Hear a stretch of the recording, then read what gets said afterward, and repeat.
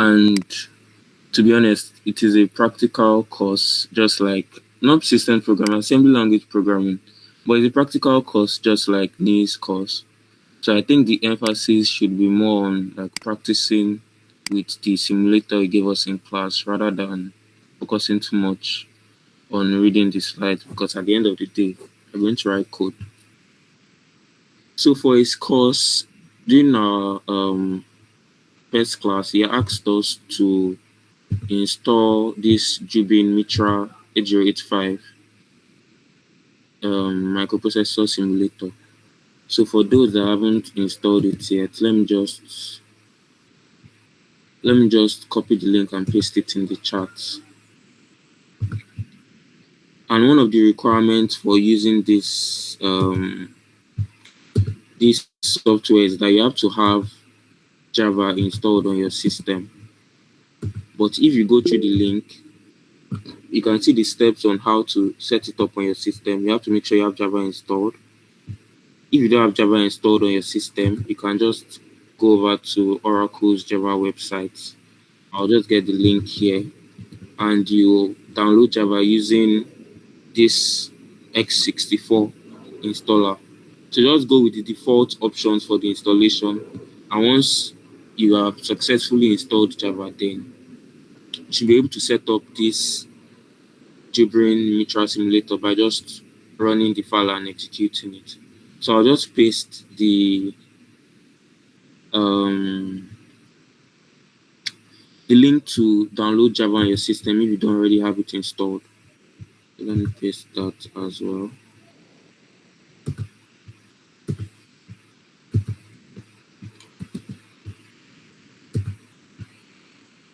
So this is how the simulator looks like on my system. Let me just close it so that you see what we have by default. So I have it saved here.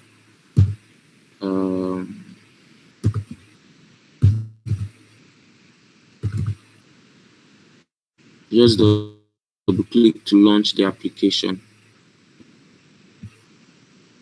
and this interface here is where you're going to write your assembly code. So the application also comes with some built-in programs that you can just use as examples to have a feel of what operations are supported and how to use them. Like this simple program is used to find the ones complement of a number. So you can just go through the programs there if you feel it's necessary, just to have an idea of how everything is meant to work together. And also, I also noticed that under this help menu, there's a mnemonic help section where you have all the instructions that are supported by the simulator here.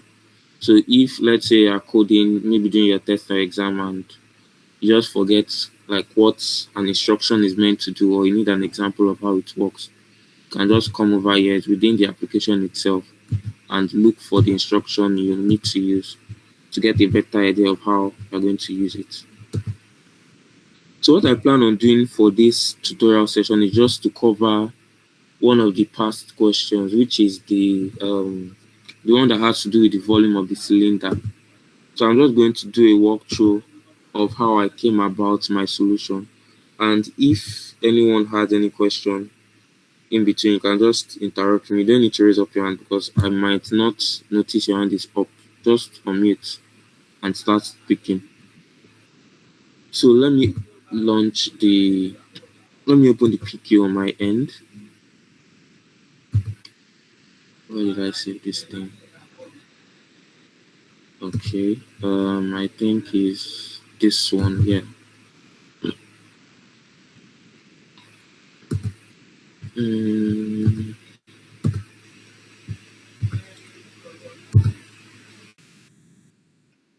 Okay, so for this question, let me read it out first. The equation for the computation of the volume of a cylinder is given by the expression V equals pi r square h, where r is the radius of one of the bases, h is the height, while pi is 22/7. Write an assembly language program for an 8085 Intel microprocessor that calculates the volume of the cylinder, assuming the values taken by the expression can only be integers. Define the parameters R, H, V as labels rad, height, and volume respectively, each occupying an area byte and initialized to 0. The result of the calculation should also be stored as decimal and fraction, denoting the whole number and fractional part of the computation, also of area bytes. And for ease of computation, define furthermore two 1-byte area to store the numerator and denominator of pi, that's 22 and 7. And the program should read the independent variables of the cylindrical expression R and H from the device input at locations 00 and 01 respectively, and store them at locations rad and height. Meanwhile, the output result should appear at locations 10 and 11 with the fractional part at the lower address. Refer to the table for the algorithm and memory mapping of the problem. Note the use of subroutine is highly recommended where appropriate. So for this question, unlike the other traffic light question, this question they actually gave us an algorithm to follow. So I think the whole point of even giving us an algorithm is so that it will be easier for him to assess us, because that traffic light question, people can come up with very different solutions, and when he's marking it, it's going to be difficult for him to like have a clear idea of what you're trying to achieve if it doesn't specify an algorithm, which I'm guessing is why he gave us an algorithm in this case. And I remember him mentioning that our exams and tests will probably give us an algorithm, but I don't know, anything can happen. So we should just be prepared for the case when it gives us an algorithm or if it doesn't. So according to the algorithm, yeah? Please, what's it called now? Change the meeting settings to allow, like, make it open to everyone so that you don't have to be checking for which trying to come in. How do I do that? Okay, go to meeting details. Sorry, not details. Is the three? No, it's not that one. Is it not this one? Wait, yeah, open. That's it. Good stuff, okay.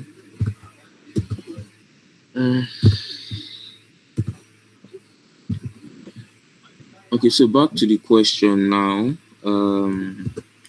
So the first thing we're meant to do according to the algorithm is to read the input radius. But if we scroll back up, he also asked us to define the parameters for the radius, height, and volume as labels rad, height, and volume. So in the drive, aside this, it's this one.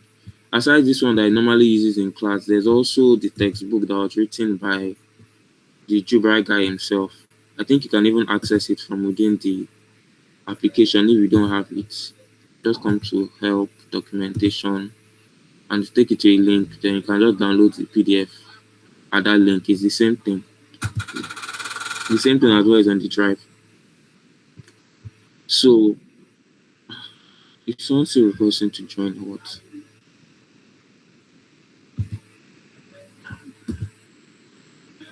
Okay. So in that textbook,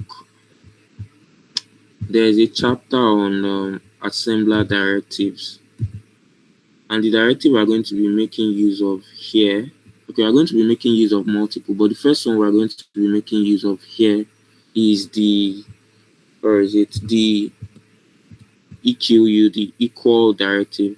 So this equal directive is the closest thing you have to like a variable when you're programming normally.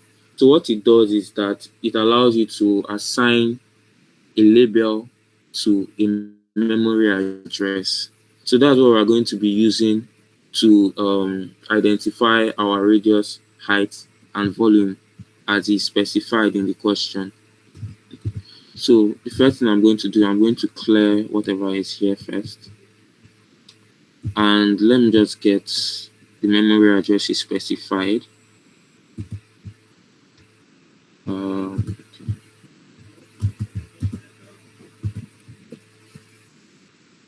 So from the memory mapping, it said the cylinder parameter starts at 0 to 0, 0. And if you go back to the question, it said we should define the parameters R, H, and V as this, each occupying an area byte, that's 8 bits, and initialize it to 0. So if the cylinder parameter starts at 0 to 0, and we are following the order I gave here, that means the radius is going to be stored at 0 to 0, the height is going to be stored at 0 to 1, and all this memory address, they map to 1 byte. So one memory address maps to 1 byte, and the volume is going to be stored at 0 to 02. So I'm going to come back here, and our directives always start with a hash mark. So for this one, I'm going to specify the name. For the radius, it asks us to use rad, and rad is going to be equals to 0 to 00 h. The h part is optional, you can leave it, but let's just include it for our use case. Then the next thing he asked us to define was the height. The height is going to be stored HGT, that's what we called it in the question, and it's going to be stored at 0 to 01 h, followed by the volume, which is going to be stored at 0 to 03 h. And the next thing we have to define also from the memory mapping, if we scroll down, he asked us to store the decimal location at 0 to 03 h, fraction location 0 to 05, 0 to 04, numerator 0 to 05, and denominator 0 to 06. So that's just what I'm going to do next. Let me just close this one.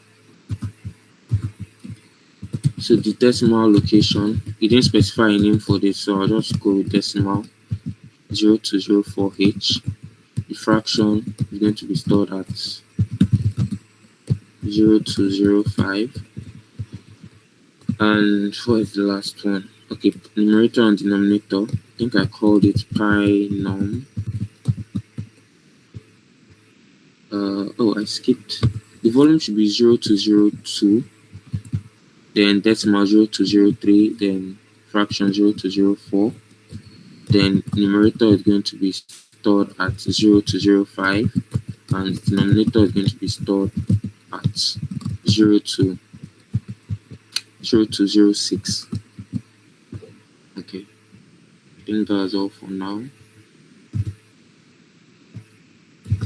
So let's go back to the question. He said we should also initialize the radius, height, and volume to 0. But just thinking about it too, we also have to initialize the decimal and fraction parts to 0 because we haven't made any calculations yet. So their initial values should be 0. The only variables that shouldn't have 0 as the initial value should just be the numerator and the denominator, because already they are constant and we know the values ahead.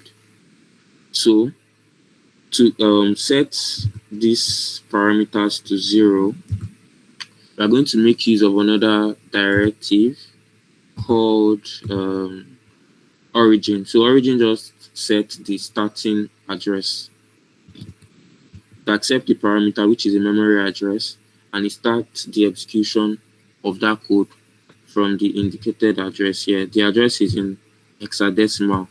And I forgot to mention as well, so memory addresses span 2 bytes. That's 16 bits. That's why we have 4 hex digits here. The H is just to indicate that we are dealing with hex. So in the question, it said cylinder parameter starts at 0 to 00. So what I'm going to do now is I'm going to set the origin. I'm going to set the origin to 0 to 00h.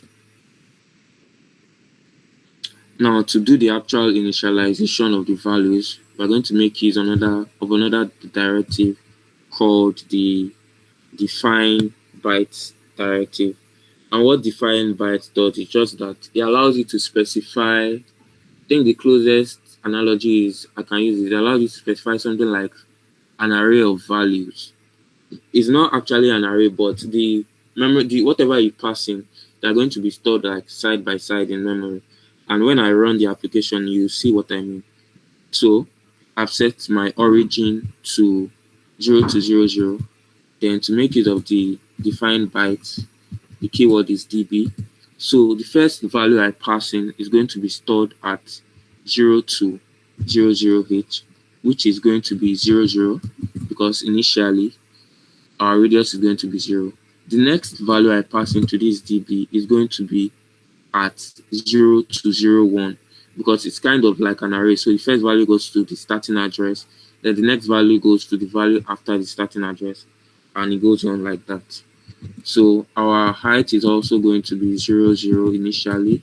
That's our volume is going to be 0 initially. Decimal is going to be 0 initially. Fraction is going to be 0 initially. Now for our numerator is 22, but we are dealing with hexadecimal. I think there's also a way to specify decimal numbers, but I've not really tried it out yet. But if you are dealing with hexadecimal, then you have to represent, you have to convert 22 from decimal to hexadecimal. And 22 in hexadecimal is just 16. And 7, which is the denominator, is 7, like in decimal. That is same. So as I've done this now, at 0 to 00, we're going to have 0, 0 to 01, 0, 0 to 020, 0 to 030, 0 to 040, 0 to 05, 16, which is 22 in decimal, and 0 to 067, which is 7 in decimal. So I'm just going to assemble it just so you can see how it looks like in memory. Nothing is running yet. So if I go to the memory tab, so this pane just shows the memory addresses that have been loaded with values. So since 0 is the initial value, like at each memory address, that's why the other rad, height, volume, they are not shown here. It's just the non-zero values that are shown here.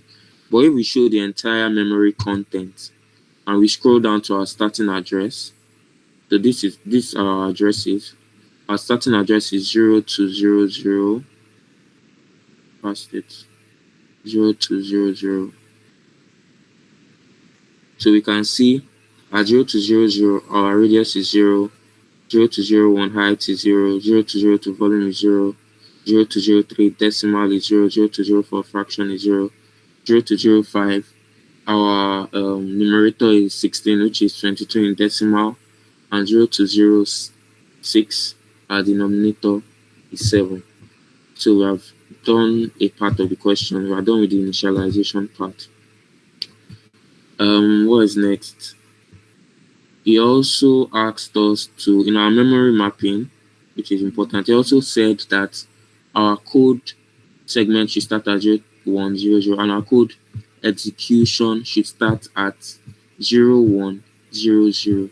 So if you don't specify the starting address normally, like if you don't use the origin directive anyway, normally your code execution will start from 0000. But since it's specified that we should start from 0100, then we have to set the origin. So the way it works is we set the origin here as 0 to 00. So all the code that follows this would start initially from 0 to 00. But we can override that by setting a new origin of 0100, which is where our program execution is going to start from. So let me just write let me just do the first step of the algorithm. So you see that all the code we are writing is going to be stored at 0100 as hexadecimal codes. So for the first part, he asked us to read the input radius. And if we go back to the question, he said the program should read independent variables of the cylindrical expression rad and height from device input at locations 00 and 01 respectively. That means the radius is meant to be read from input location 00, and the height is meant to be read from input location 01. So if we go back to this simulator, under devices, we have our input output port editors.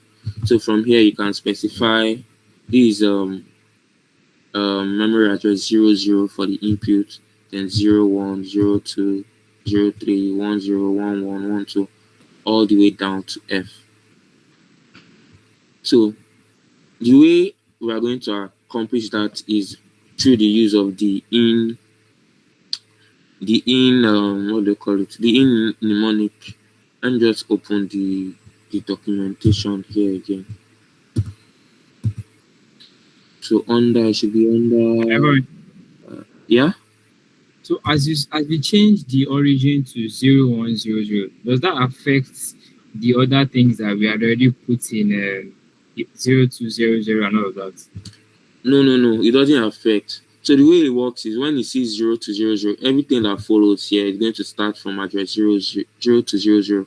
But you can now overwrite it. It's just like defining a variable, using it for what you want to use somewhere, then updating the value to use it in another place. That's what we are doing. So everything that follows this 0 to 00 is going to start at origin 0 to 00.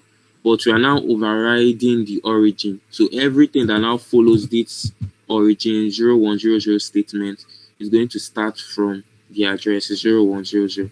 Don't worry, when I pass an instruction, you see what I'm saying.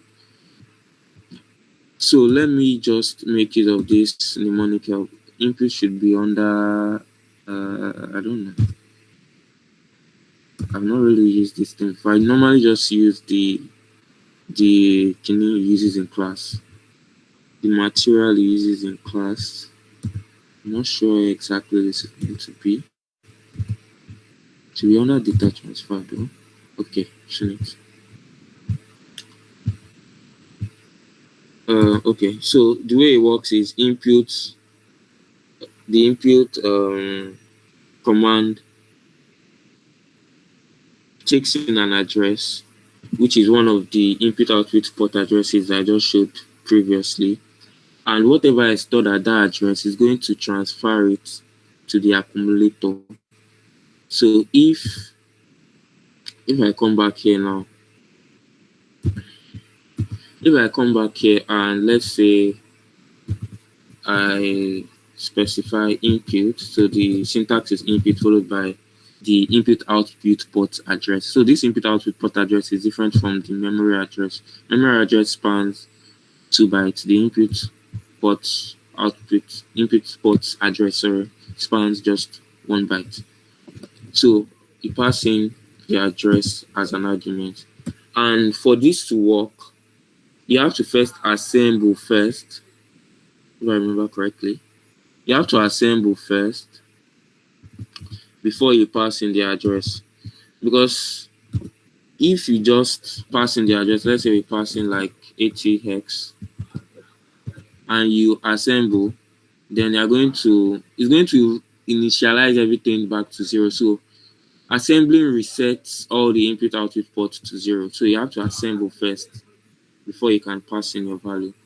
So let's say I assemble first and I pass in 80 in hex. So if I come back here and I move step by step, let me show the part that has the accumulator. You see that 80 hex is going to be transferred from the input output port 00 to the accumulator. So I'm going to click on next step now. Okay, so that is not working because I set my my origin to start from 0100. So this input output this instruction is expecting my data to be stored at 0100, but by default, when you assemble, it picks up from 0000. So you have to change this your start from to 0100. So let me try that again now. And I click on step by step forward. Okay, I have to pass in the value again because I reassembled. So assemble to pass in the value again. enter, then come back here so that we see the accumulator. Next step, you can see that the value we passed in at input address 00, that's 18x, has been transferred to the accumulator. So that's how you read from an input output port address. Now back to the question. Um, so read input radius. So after reading the input, we want to store it somewhere because we are going to be reading the height next. And anything we read is going to be stored in the accumulator. So if you don't store the radius we just read first, it's going to be overwritten by the height which we are reading next. So the radius is going to be stored at memory address RAD that we defined earlier. Memory address RAD 0200. But we don't have to use 0200 since we already labeled it as RAD. So to do that, we are going to make use of another command called store. Is it store? Yeah, it should be store. This is not store. I'll try store whatever is at the accumulator at RAD. So the store command basically takes in whatever is at the accumulator as an input and stores it in the memory address you specify here, which is 02008. That's our RAD. So let me try assembling now. And before I even go there, let me just quickly show what I was referring to before regarding the question Kunle asked. So if I come back to show memory content, we would see that even after assembling, I think I need to reassemble. So even after assembling, the parameters we passed in are still at where is 0200? Yeah, they are still at 0200. But the instructions that we are passing in, they also have like their equivalent hex code. That's the binary code that the microprocessor actually understands. The mnemonic is just for it to make it easier for the user to understand what they are doing. But the computer is actually making use of the hex codes. So if we scroll to 0100, which is where our code execution starts from, we would see that all these hex codes that are outlined here are, are passed into the memory addresses starting from 0100.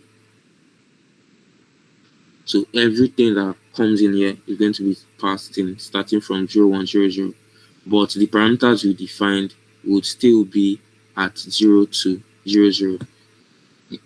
And I guess the reason why I did that was so that we don't accidentally overwrite our parameters by passing in instructions that are meant to be stored at that same location. That's why I kind of segmented it or separated the memory address so that we don't accidentally overwrite our parameters with the instructions we are passing in. So basically, these two statements, first one reads the input from input output port 00 and stores whatever is at the accumulator, which was the content of input output port 00 at memory location RAD. So the next thing in the question is so I've done 1 and 2. Next thing is to compute, okay, not reading height yet. Next thing is to compute RAD times RAD and store the results. And in the question, he also said the use of subroutine is highly recommended. So we have to make use of a subroutine here because it's multiplication we're about to do and we're going to need to multiply several times. So a subroutine is literally just, it's basically a function. So if you know how a function works, then you probably know how a subroutine works. But I think the difference in this one is that in normal functions in high-level languages, you can like pass in parameters when you are calling the function. But for this case, if there's a way to pass in a parameter directly, I don't know. But what I usually do is I usually set the variables I'm going to use or the registers to be more precise. I usually set the value of the registers I'm going to use before I call the subroutine. So those values are those registers will then act as my parameter, since there's no direct way of passing the parameters when you call the function. So the way to define a subroutine here is just to specify a label, and we're just going to name it multiply. We're going to name it multiply. And the algorithm for multiplication I'm going to use is repeated addition, because under this 805 microprocessor, I don't think there's any command for multiplication. So you just have to perform repeated addition. And the way I'm going to do that is I'm going to make use of two registers, B and C. Register B is going to be my multiplicand, that's the left hand operand of the multiplication operation, and register C is going to be my multiplier. So if we have like 12, something like 12 times 3, let us assume it's decimal, then 12 is going to be my multiplicand and 3 is going to be my multiplier. So to get 12 times 3, basically I'm just going to add 12 to itself, or I'm going to initialize my accumulator to 0, and I'm going to add 12 to itself 3 times. That's basically it. Just repeated addition, because there is no command for doing multiplication directly. So the first thing in this multiplication subroutine is to set the accumulator to 0, and there are different ways you can do that. You can use XRA, which is the XOR operation of the accumulator with itself. So if you remember, for XOR, the output is low when the inputs are the same. So when you have 0, 0 and 1, 1, the output is going to be low. And since you are basically XORing the accumulator with itself, the respective values of each bit position would always be the same. So let's say we have 1, 0, 0, 1, 0, 0, 1, 0, 0, 1, 0, 0 in the accumulator, and we XOR it with itself. That's 1, 0, 0, 1, 0, 0 again. Since the values at each bit position is always going to be the same, then the result is always going to be a string of zeros. But a more direct way or easier way to just set the accumulator to 0 is just to use move immediate A, which is the destination register, the accumulator, and we pass in the value itself I want to move into the accumulator. So let's just move 0, 0. And 0, 0 is in hex, by the way. But luckily, 0 is same in hex and decimal, so that will work for our case. So in this multiplication subroutine, I'm going to assume that the multiplicand is already in register B and the multiplier is already in register C. So what I want to do is I want to add B to itself C times. Basically what I said before is just repeated addition. But for arithmetic operations, the results have to pass through the accumulator. So any arithmetic operation you are performing, it has to be done with the accumulator. So what we are going to do is I'm going to add B to itself. I'm going to add B to the accumulator C amount of times. So the first thing I'm going to do, I'm going to need a loop. But first, let me just set up the code. So the command for adding the content of a register to another register is add.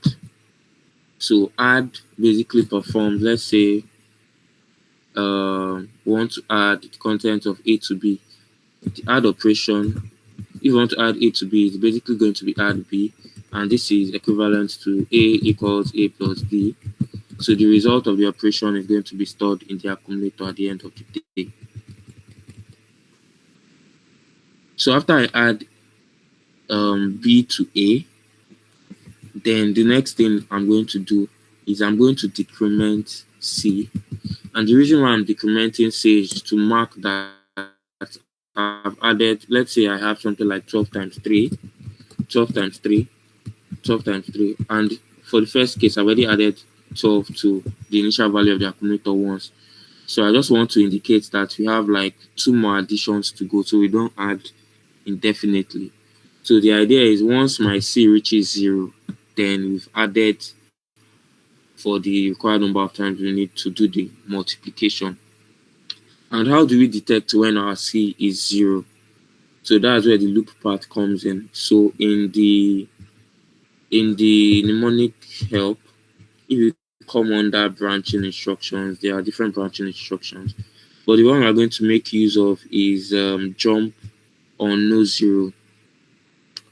So jump on no zero means it jumps to a specified memory address if the value in the accumulator is not 0. And if the value in the accumulator is not 0, it just means that our 0 bit, let me open this. So this is our I guess flag register, yes. So this is the sum bit, 0 bit. I think this is unused. Auxiliary carry, parity, and carry bit. So the sum, no, not sum bit. This is sign bit. Sign bit. Sign bit is going to be 0 if the content of the accumulator is positive. The content of the accumulator will be positive if the MSB is 0. But if the MSB is 1, the content of the accumulator would be negative. So if the sign bit is 0, that means content of the accumulator is positive.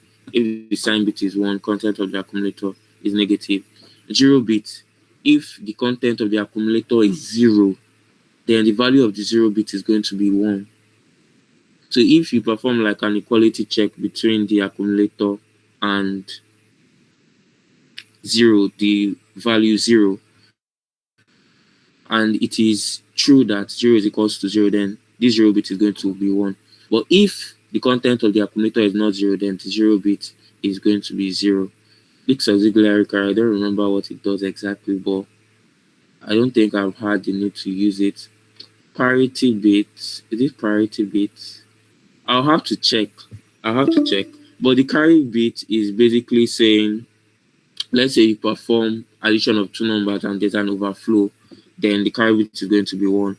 Or let's say you're doing subtraction and you have to borrow, but you can't because there's no higher order bit, then the carry bit is also going to be 1. So basically, I'm going to use the jump on no zero command.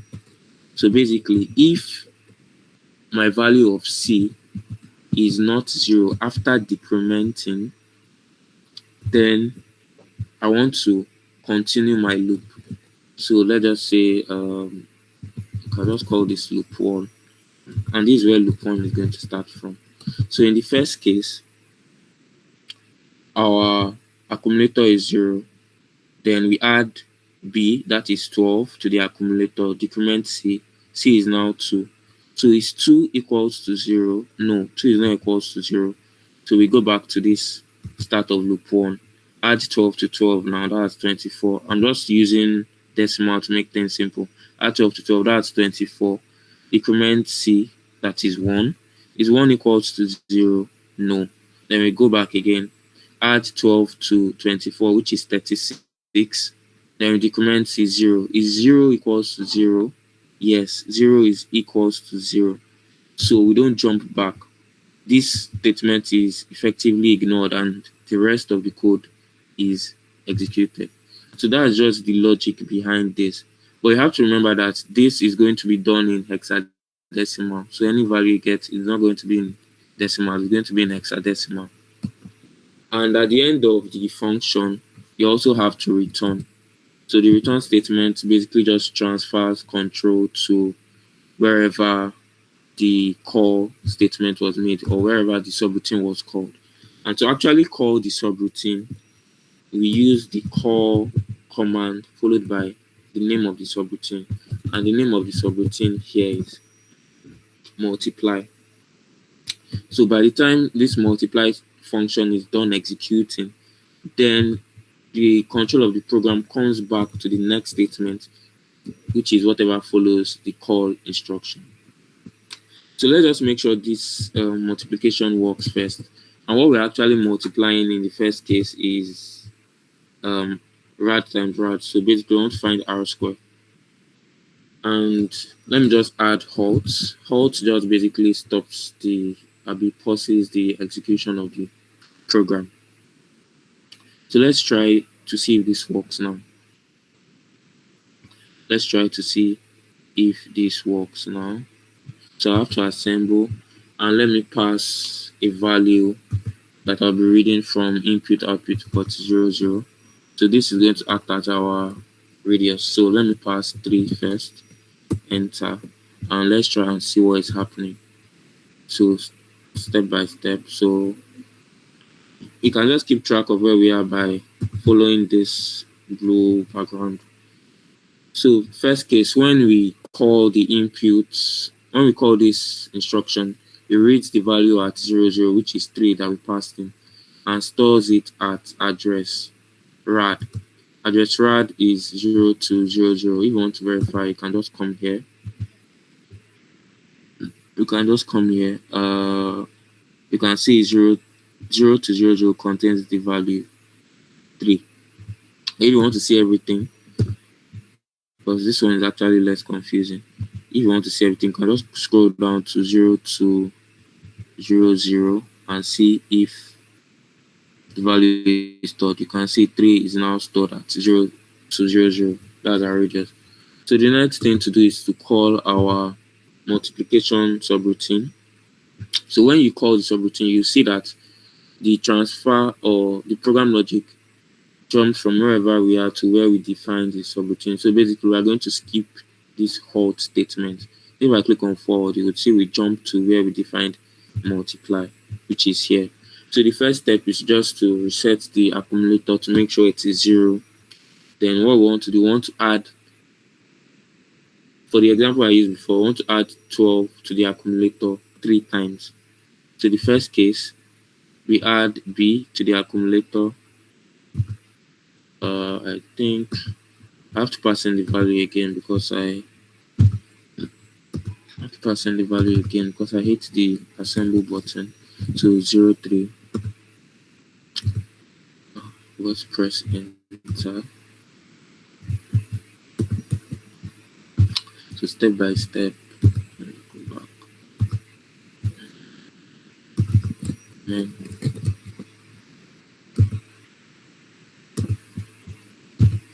so we have 03 now. We've stored it. Then in the multiplication function, we want to add B to the accumulator.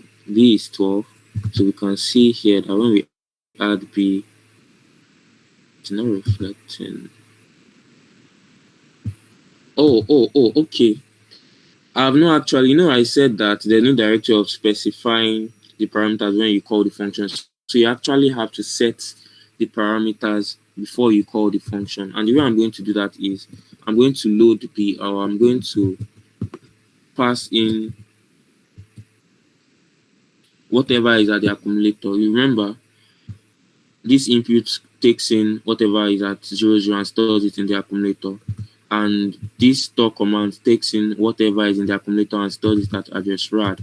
But at this point, our rad is still going to be in the accumulator because we have not yet replaced the content of the accumulator.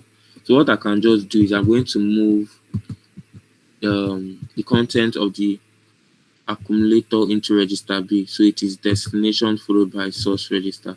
I move the content of the accumulator into register B. So that's our multiplicand, the left hand operand. And since we are doing R squared, it's going to be R times R. So our radius is also going to be the multiplier.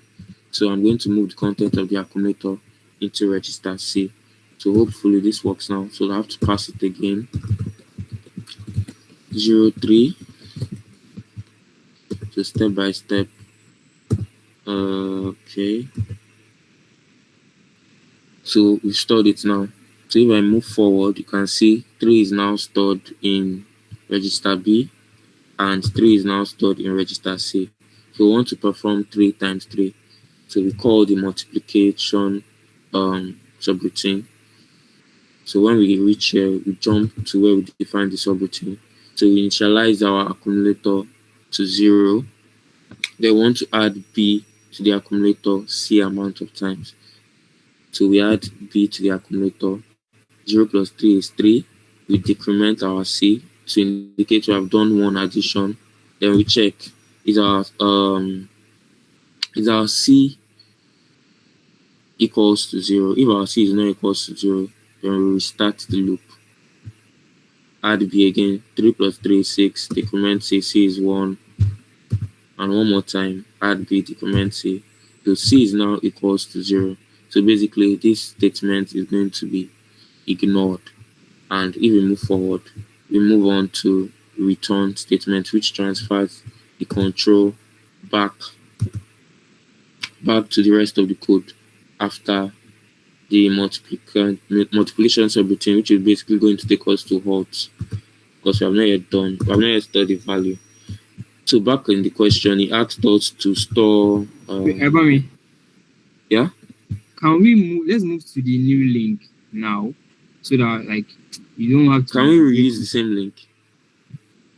You know, you're the one that created it. I don't know if that's wait. I don't think it's possible. Okay. I'll switch over now. All right. So let everyone, I sent it to the our info GC. You can just move now, and then so that we won't break up the call again.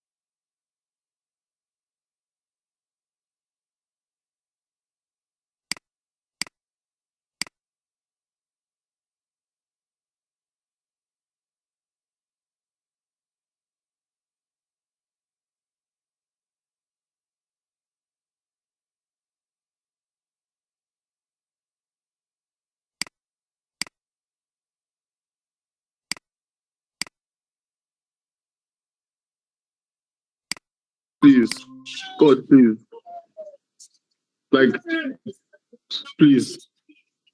Okay, okay, you're already sharing your screen. Let me play this. Do shut up.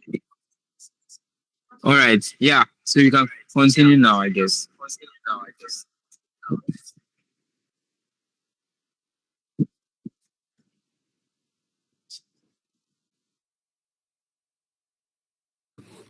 Yeah, so the JNZ command doesn't actually check register C.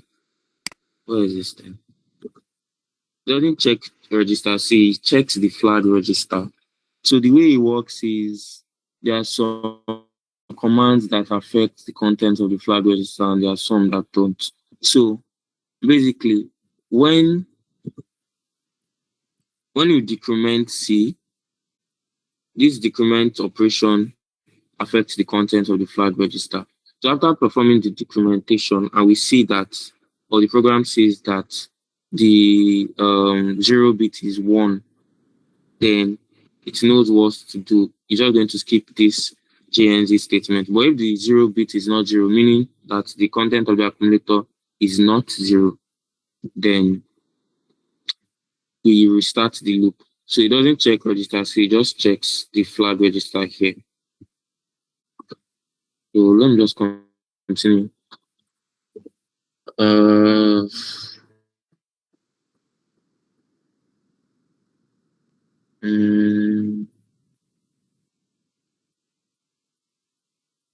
So basically, we are going to be storing our intermediate results in the vol memory address we defined earlier. And it's going to contain our eventual results, but we're also going to store our intermediate results. So the first thing we have from what we've done so far is basically the result of R square. So what I'm going to do now is after calling this multiplication operation, I know that the result is going to be left in the accumulator. So I take whatever is in the accumulator and I store it at the address vol. So that's what this command does. So I think this is all we need to do for the case of calculating radius times radius. Then the next thing, okay, I'll study the result of all. He even told us to do that. The next thing is to read height. Well, this is very similar to reading our radius. You can literally just copy the code and edit, but let me just type it manually. But he also said we should read the height from device location 01 to the radius from 00, height from 01. So our input is going to change from 0 to 0 to 01. So we're reading the height from 01. So whatever is at 01 is going to be stored in the accumulator. Then, since the height is now in the accumulator, I then store whatever is in the accumulator at address height, which we defined earlier. And it's literally the same thing. But the difference here is what is going to be our multiplicand and our multiplier for the multiplication operation. So we know we've already calculated the result of r square. So the next thing we want to do is find the result of 3 and height, which is basically r squared times h.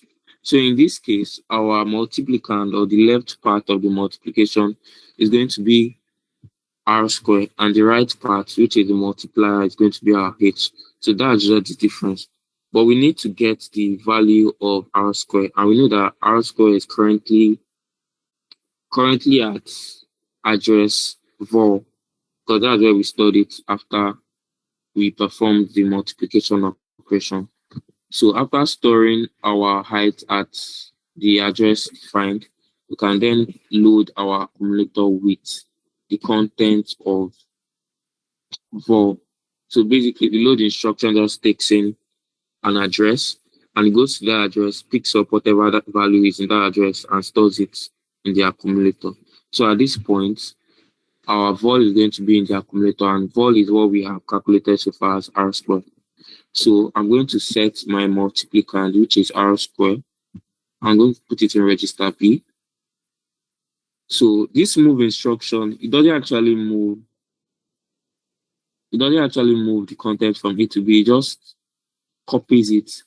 So if you move, let's say you have 3 in the accumulator and you move it to B, the register B is going to contain 3, and the register A is still going to contain 3, except you now later overwrite it.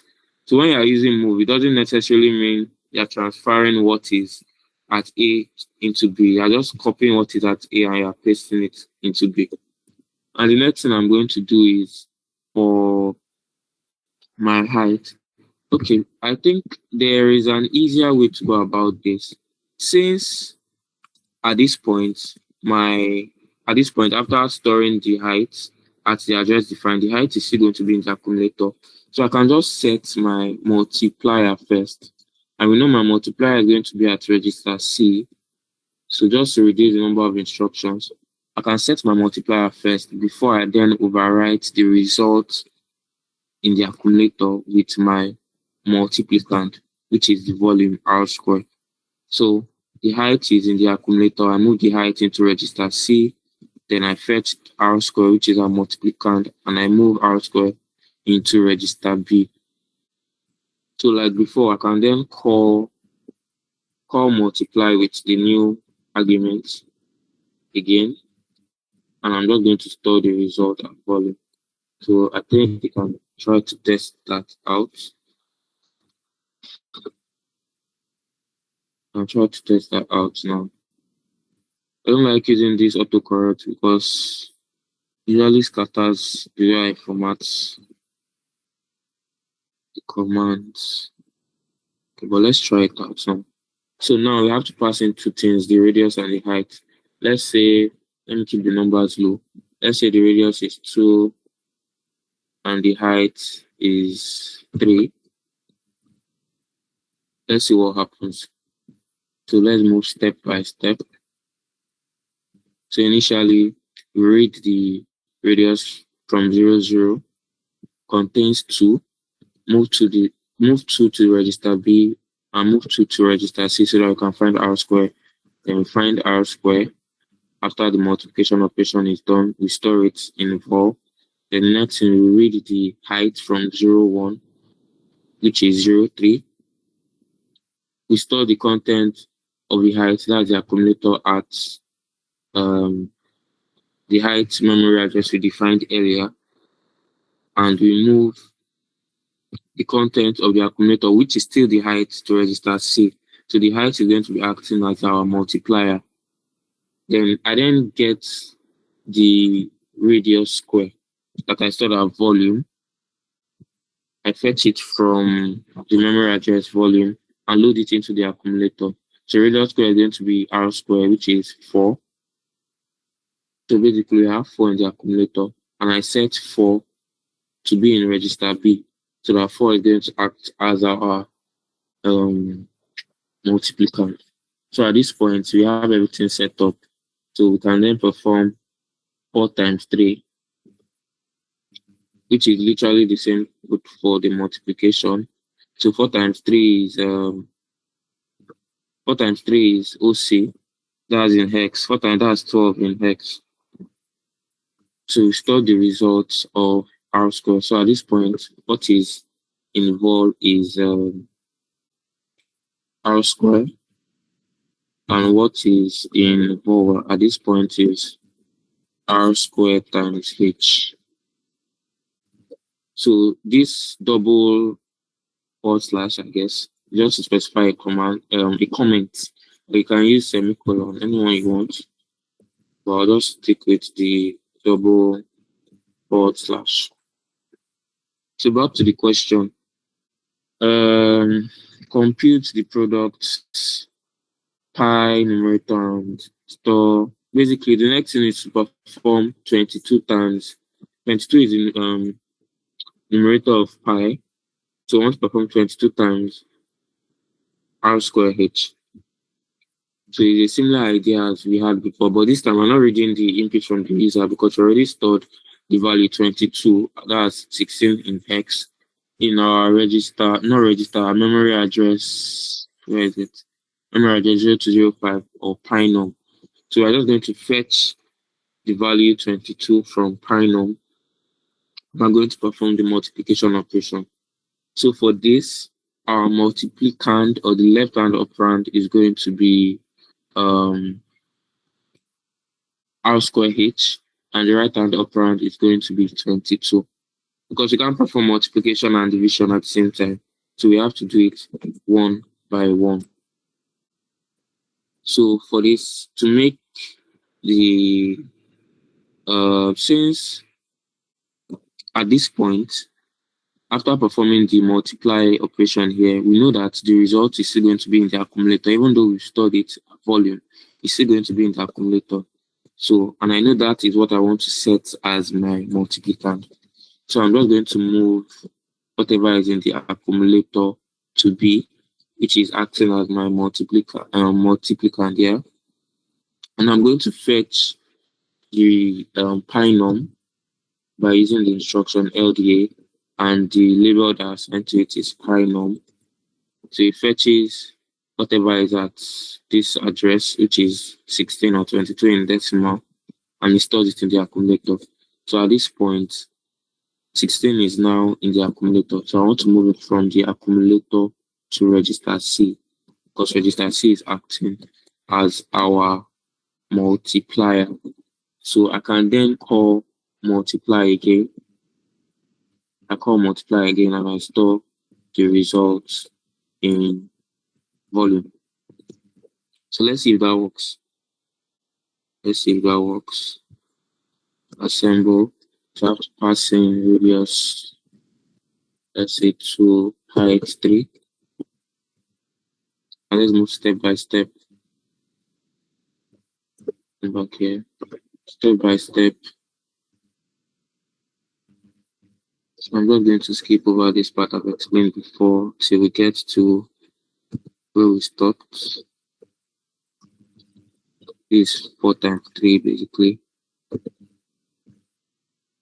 So at this point here, we then move R square H into register B. That's acting as our multiplicand.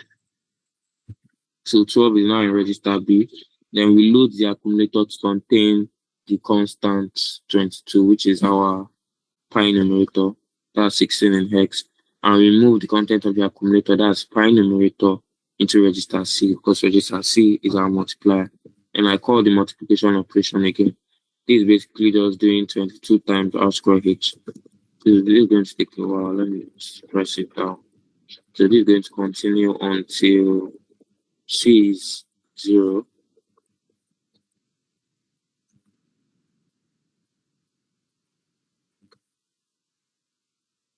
And one thing you have to do, you have to also be careful about the values you're passing in. Remember that we are just using a byte. So if the result of the multiplication operation exceeds like what a byte can contain, then it's going to overflow and you're going to get a wrong result. So that's why I've been keeping all the values low. So let me just reduce this to maybe let's say 2, because it looks like that 22 times r squared is going to overflow the bytes we have. And let me run it again. I have to assemble to start from scratch.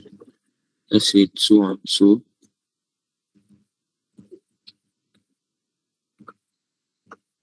So called, or actually I can just run it at once. Just run it at once.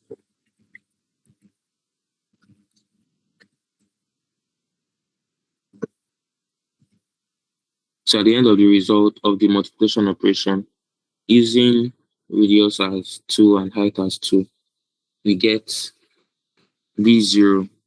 So basically V0 should be the result of 22 times 2, which is our height, times 2 square, which is our radius. And just quickly verify that calculator. So we get the same thing. So 22 times 2 times 2 square is 176 in decimal. And if I should convert that to hex, yeah, it's B0. So that's what I've done so far. So next up is, according to the algorithm, is so we've done 7 just now. We've done 7. Now we need to compute our denominator. So the logic for the denominator is different from the logic for the product we've been finding, because we have to find the division. We have to do division now. And for the division operation, I'm going to create another subroutine, which I'll call divide.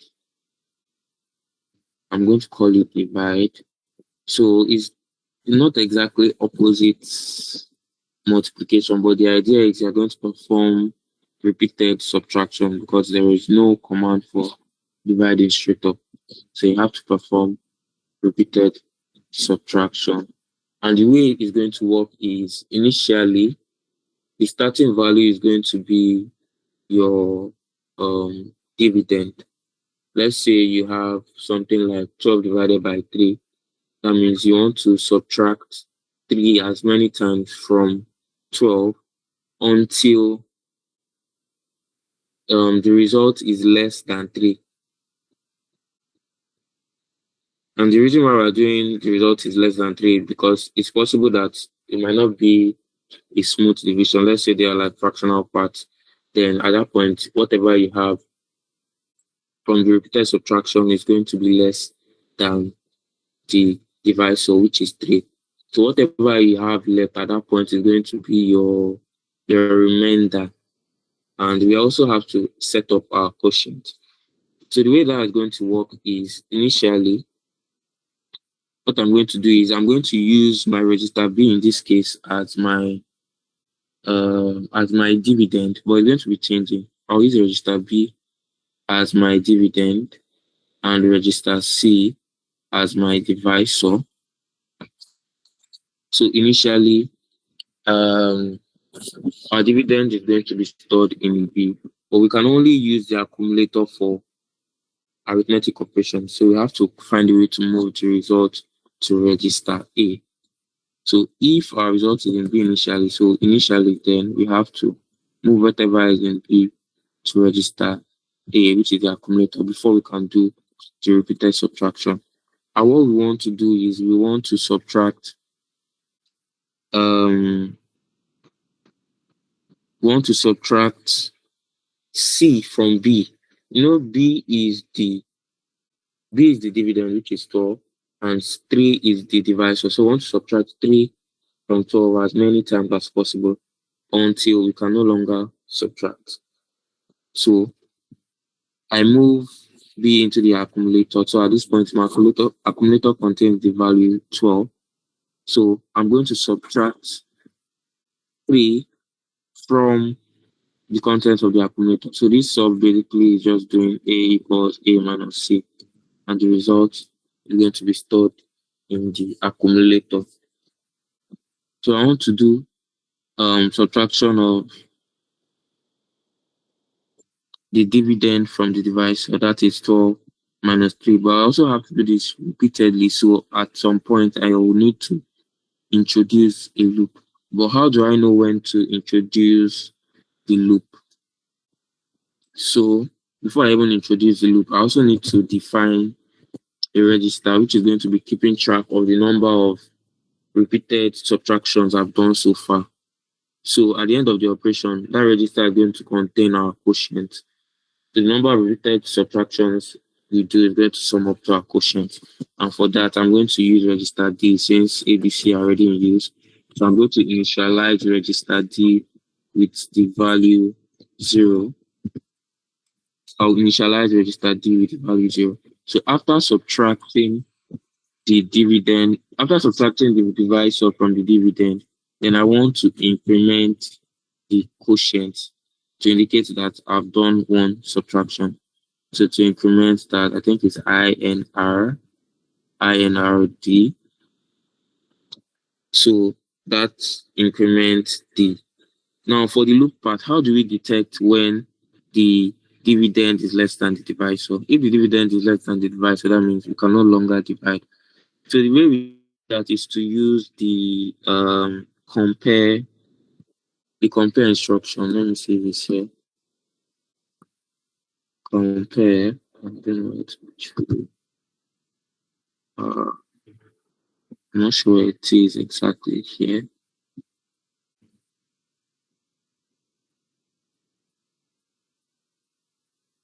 It's just CMP.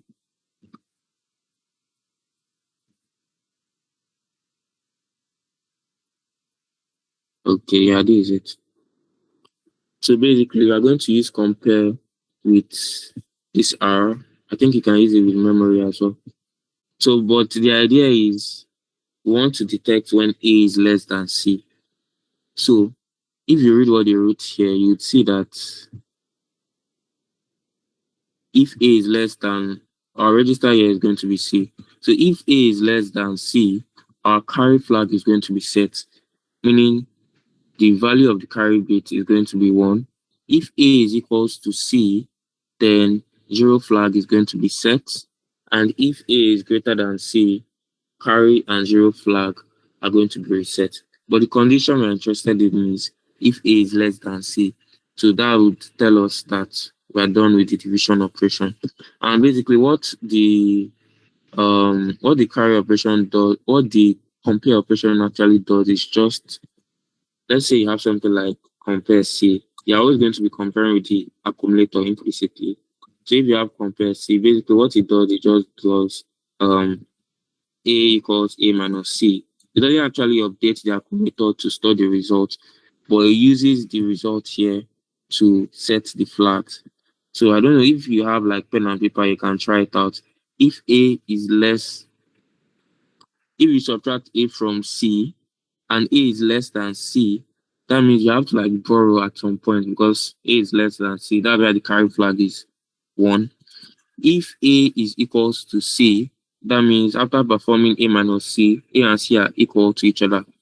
That means the 0 flag is going to be set to 1 because they are just imitating, subtracting A from C, and we're using the result to set the flag register, but we're not actually updating the accumulator.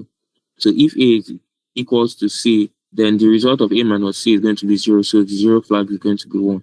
But if A is greater than C, then you don't have to borrow, and the result is not also 0.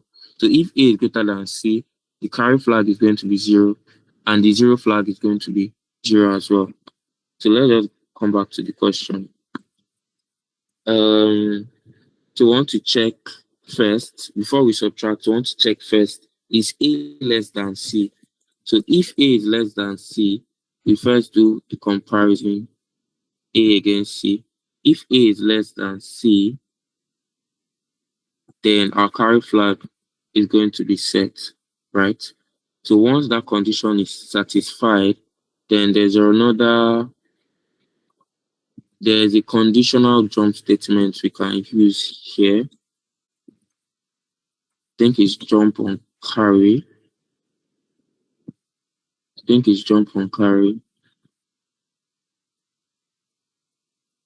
Yeah, jump on carry.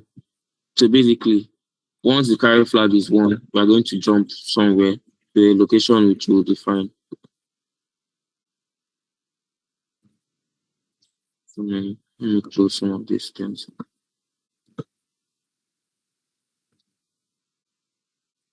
So at this point, as I was saying, if A is less than C, that means we are done with the division.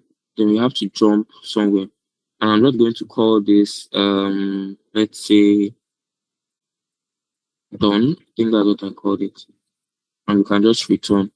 So basically, we move, as a summary, we move the dividend into the accumulator. We initialize D to 0. This D is going to act as our quotient.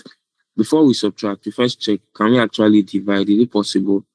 So we compare, is A less than C? That's basically what this is checking. If A is less than C, then we want to jump on carry. As soon as the carry flag is 1, that means you are done with the division operation. So we can just jump to done. So this jump statement takes us from here to here. So this basically effectively ignores these two statements. We don't subtract and we don't increment. But if this condition is not satisfied, then it's going to be ignored, and this is going to run as expected. But also, we also have to check if our result is not yet 0, because it's possible that you can divide without any remainder, and if you divide without any remainder, then A is not going to be less than C at any point. So the way we do that is to check the content of our is it the accumulator? Yeah, it should be the contents of the accumulator. So if the content of the accumulator is 0, that means we are done with the division and we don't need to proceed any further. So basically, at the end of this, after incrementing our quotient, we then check, is the content of the accumulator 0? If the content of the accumulator is not 0, then continue the repeated subtraction operation. So I can just call this loop 2. And this is where our loop 2 is going to start from. These are just to initialize our dividend and our quotient. And this is what actually does the repeated subtraction. So if we subtract and it is not 0, then go back here. But if you get to any point where A is less than C, then just break early and terminate the function by jumping to the return statement. So let me see if I can test that out. Let me just verify it's the same thing as what I have here, just so we save our time.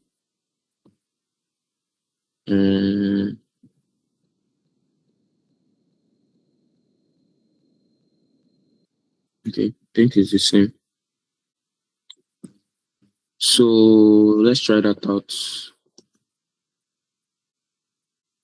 Okay, before we even try it out, remember you have to set the dividend and the divisor before you can even call the divide subroutine. So what is going to be my dividend here? My dividend is going to be the result of this vol, which is at this point is going to be 22 times r squared times h. And my divisor is going to be 7. That is pi denominator. We're not going to fetch that from where we studied previously. So the next thing to do is, at this point, We know my accumulator still contains this value 22 times r squared times h. So I can just move my dividend, which is that, into register B, and I can load the accumulator to contain whatever is at I. Then that's my pi denominator that I defined here, which maps to 7. So accumulator contains 7 now, and I'm going to move 7 into register C because register C is acting as my device. So then I call divide, and let's see what happens next. Because the way we are going to store it is going to be different, because it's possible we have a quotient and a remainder, so we can't just store everything in one place. But let's see how it goes first. So I need to pass in my argument again. Let's just use 2 and 2. So I'm just going to skip all the way forward till we get to the divide parts.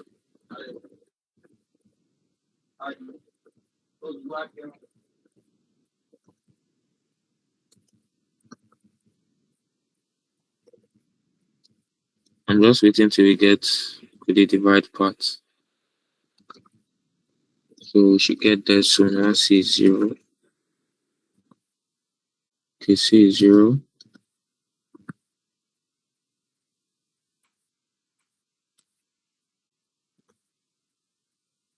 So this is the result of 22 times r squared times h.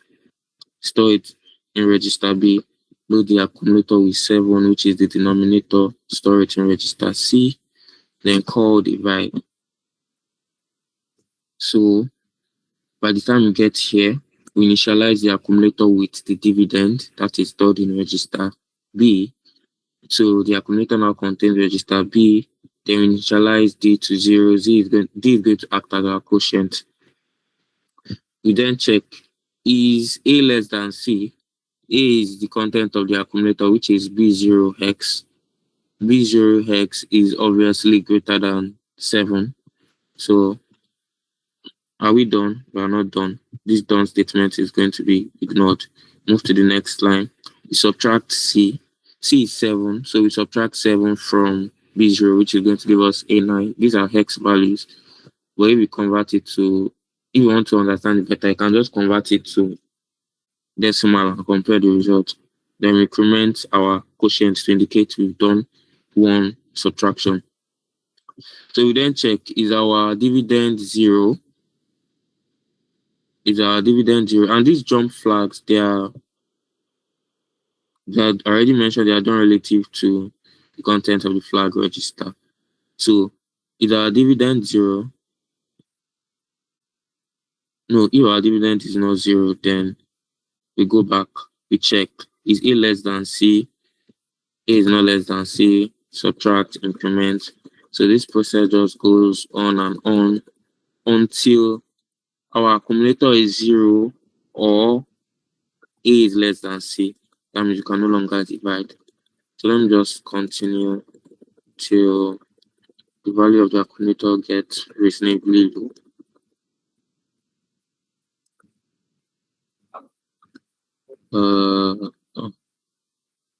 So you can see now the accumulator is 1, but it is not 0. So we go back to the start of our loop. We check, is 1 less than 7? 1 is less than 7. So our carry flag is already set to 1. So by the time we get here, we see that this condition is satisfied because our carry flag is 1. So as soon as that condition is satisfied, then we jump all the way down to done. So none of this is executed. So this is a way of exiting the function before the accumulator is even 0. So at the end of the division operation, you can see that this accumulator is going to contain whatever remainder we have left, and our quotient is going to contain, not our quotient, our register D is going to contain our quotient, which we're incrementing in the loop. So let's see where the question says we should store them. Store remainder at fraction, store quotient at decimal. So the remainder is 1.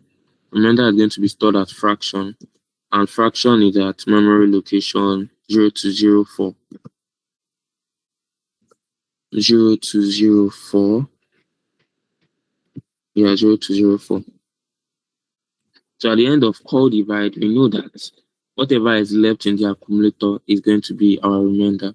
So we store the contents of the accumulator memory address fraction, that's 0 to 0, 4. And whatever is in our register D at the end of the division of operation is going to be our quotient. And our quotient is basically the decimal part. But before we can store it, we need to first load it into the accumulator because there's no way of transferring directly from register to memory that I know of. So you have to use the accumulator. So you load it into the accumulator first. Okay, not load it. You move it, move the content of D, destination followed by source. So you move the content of D into the accumulator. So D now contains our quotient.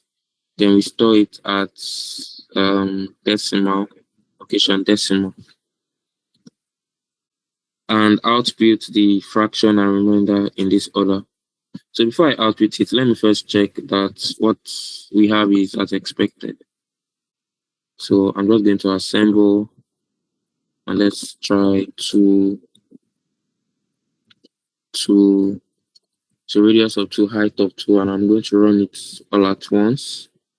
Let me check the memory now. Remember our fraction is going to be at 0 to 0, 4. Decimal is going to be at 0 to 0, 3. So if I check the memory and show entire memory content, so at 0 to 0, this is 0 to 0, 0, 0, 1, 0, 2, 0, 3, that's our decimal, which is 19 in hex. So you have to convert it to decimal. Then our remainder, which is 1, is at 0 to 0, 4. They now said output fraction and decimal in this order.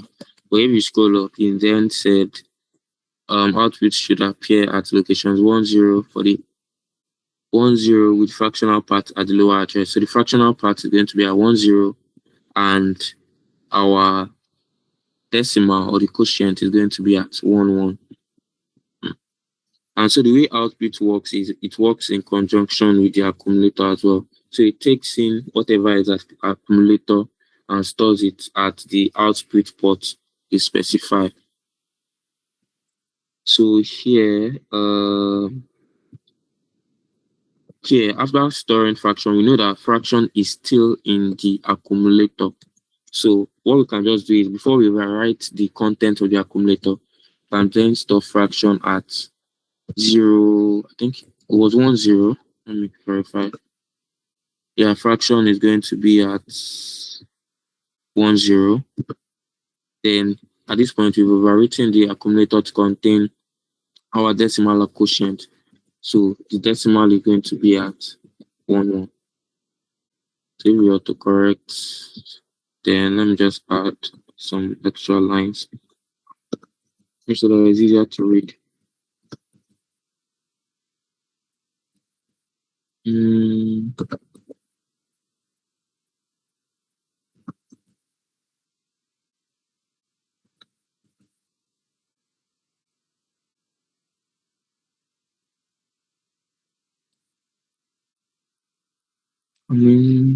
Just trying to check the code to see if it's correct.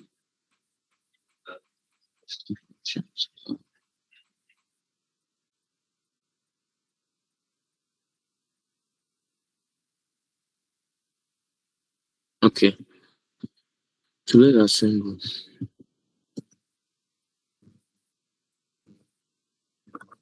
So we have 0, 2 and 0, 2. If we run it all at once, what do we get? So we have 19 and 1. So you can verify with your calculator, which I'm going to do now. Basically, the radius is 2, the height is 2. So 22/7 times 2 squared times 2, which is 25/1/7. So that 25 is in decimal. So if I convert 25 to hex, I get 19. So it looks like we got the solution, and the fractional part is going to be the 1 from 25 1 over 7. So that is what we have at address 10. So I think this is basically it for this question. I don't know if anybody has any question to ask. Please, can you show your code? Just like show the editor parts. Is this Because I'm getting is the same? B0. I'm not getting 19. You're getting B0 where? Like I'm not even having anything in 1 1. Like my own final One answer is one. 0. And I believe I followed your stuff. Did you do 0 to 02 at 00 and 01? Yeah, that's what I did. And check the code. Is it exactly the same thing? And that's what I'm looking at. But before the division operation, were you getting the same results? Yeah. So it might be from the subroutine. I don't know. When you are done checking this part, just let me know so that I'll scroll down to the divide part. Okay, I've seen a mistake there somewhere.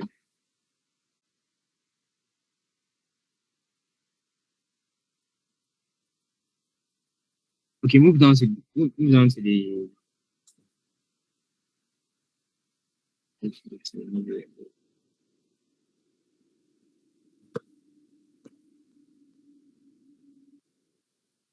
okay, I should get the same thing now. Yeah, sure, you can ask your question. Okay, Irami, can you go up to that's where you initialize the memory, the beginning? Okay, yeah. I wanted to ask that, do you do you always have to initialize it at the beginning of this? Because I think in some of the assembly code that's written, like some that even in the example on the software, they usually do this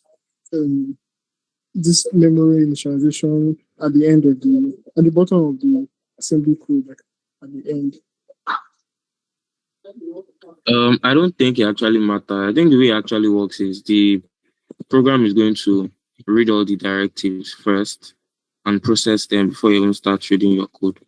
So where you place it shouldn't really matter. So if I place it down here and I assemble, passing my values again, still get the same answer. So it doesn't really matter. So you always have to assemble before passing in the data into your memory, right? I don't get. Like before when it was initially at the top of the program, you assembled, then you did set up your input variables, input values or data in this IO table. Yeah. Assemble, you just resets everything in memory, resets everything in. Yeah.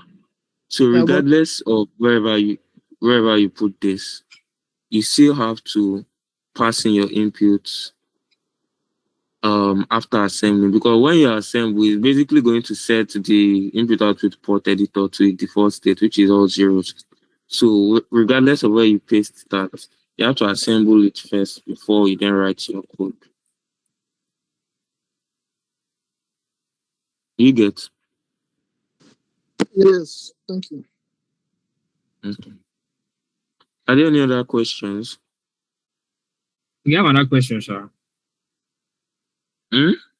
Yeah, so for basically the whole multiplication process and everything, is it that even in test we're going to ignore, because it's actually possible that there can be a carry.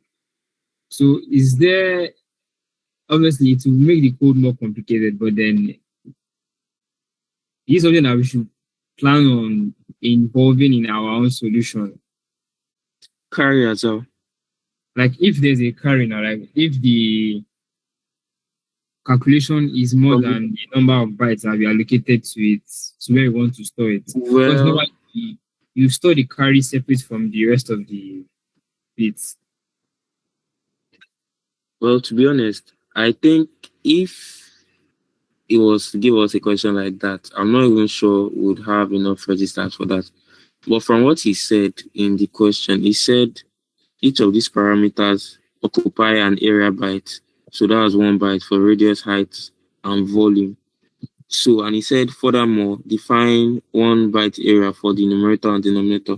I'm looking for where he said we should store the fractional and whole part. And he said, whole number and fractional part also of area byte. So you expect us, that means if he's going to tell us that the fractional part should fit 1 byte and the whole number should fit 1 byte, then you should expect that whatever input is passing in should not exceed 1 byte because it's the one that defined it decides as 1 byte. So you should know that when he's examining. I don't think he expects your results to overflow. He's just trying to test the algorithm behind your solution, not necessarily to see whether your solution is going to overflow or not. Because it's definitely going to overflow if your result is too large. But since he said 1 byte, then he should account for that on his end.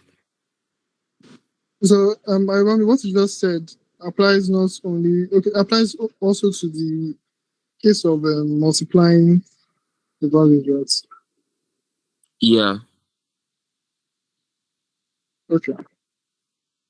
because we are going to be storing intermediate operations at volume, and volume is already going to be 1 byte. So our results shouldn't exceed 1 byte. All right, thank you. Yeah. Any other questions?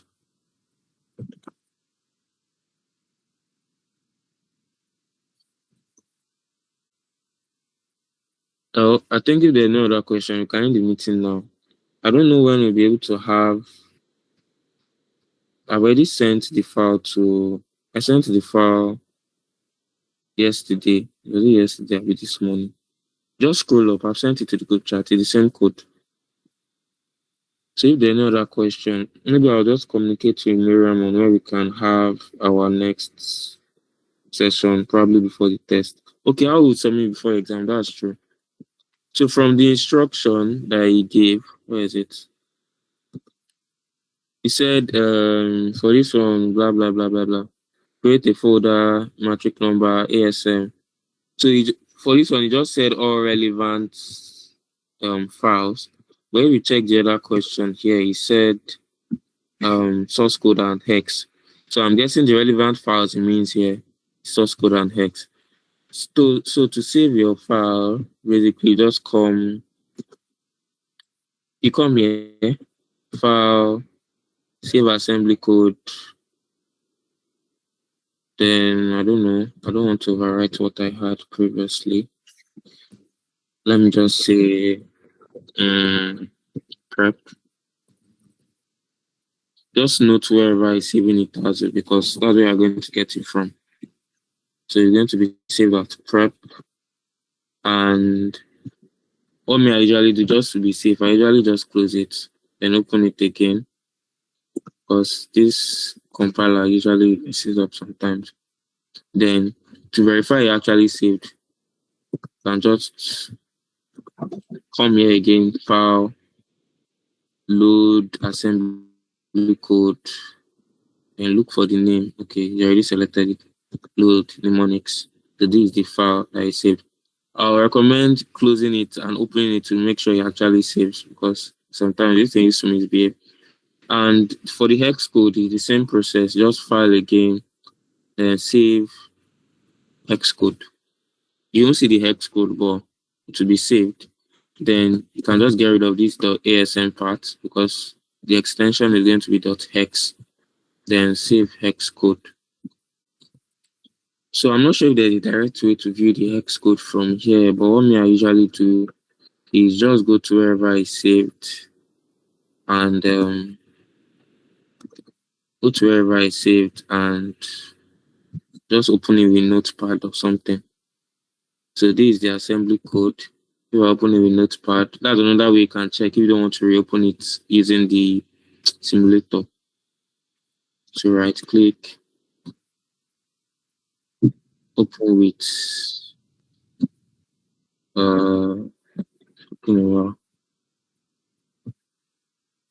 scroll down to Notepad. So you can see our code is here. So that works. For the hex parts, open with Notepad as well. So this is the hex code.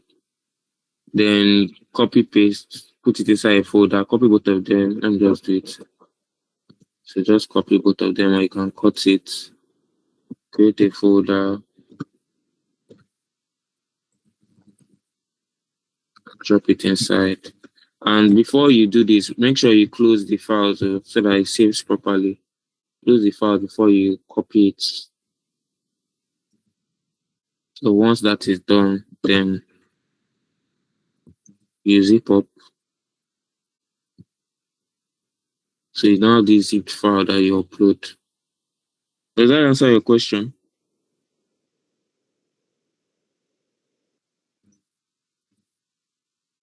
Daniel?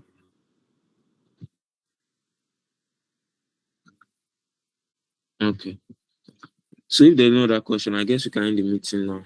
See you guys next week. All right. Thank you very much.